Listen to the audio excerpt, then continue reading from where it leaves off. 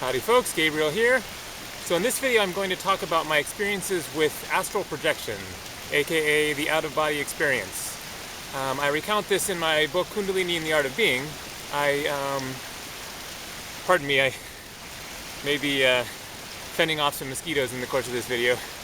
I'm in a sort of boggy creek area here in Jasper National Park, but it's a really beautiful spot. So this was in 1992 and 1993, and I first sort of started delving into the concept when I came across Robert A. Monroe's book, Journeys Out of the Body, which is a really fascinating account of his adventures with the out-of-body experience, I think during the 50s, maybe the 50s and 60s.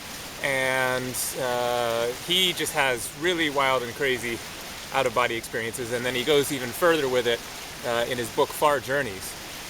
So in his book, Journeys Out of the Body, then he gives you the instructions on how to experience an out-of-body experience.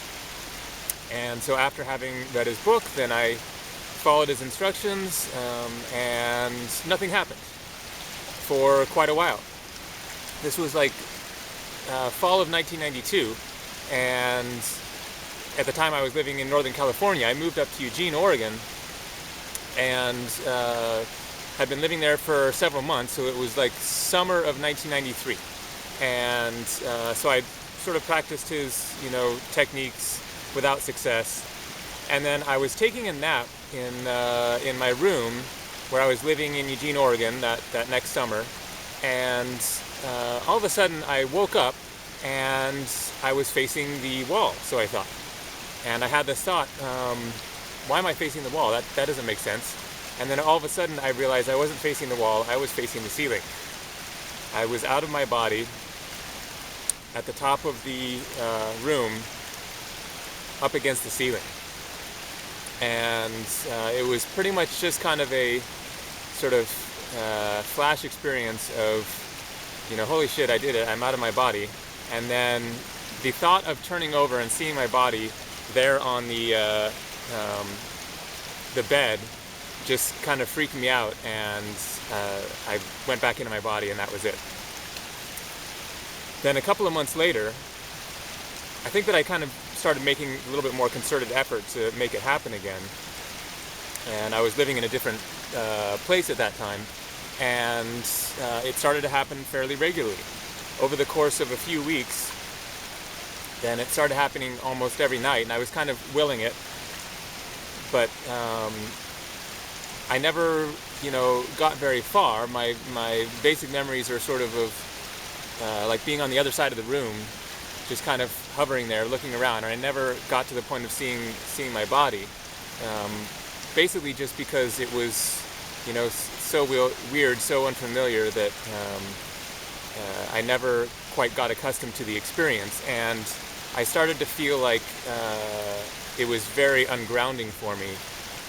Especially at the time when I was having all of these other sorts of spiritual experiences, and I just basically decided it was a little too weird, a little too out there, and I really needed to be more in my body and focused on the physical world. But I had quite a few very distinct experiences of that sensation of slipping out of your body, and it was almost kind of like removing your clothes, but then in a whole another, dimension. And it was just this very, very exquisite feeling of freedom and of sort of just being, like they talk about the light body. I don't know exactly if the light body is exactly the same as the soul or what, but that's kind of what it felt like, was just of being just kind of pure light, basically. And it was just this really light and kind of blissful state that felt natural. It felt like, oh, this is who I really am, is just this spirit. So it was a very enlightening and revealing experience of just a confirmation, basically, that that we do have a soul, we do have a spirit. For me, anyways, just to have at least delved into that and gotten a taste of it, and to get a an idea of what may happen, after death. I assume it must be similar to an out-of-body experience. And it was very much sort of a confirmation on my spiritual path of, yes, there is something beyond this realm. I've seen it in person. So that's it. I just kind of dipped a toe in it, basically. But if you're interested in experiencing it yourself, go ahead and check out Robert A. Monroe's books. And of course, there are lots of other books on the subject. So thanks a lot for watching. Take care.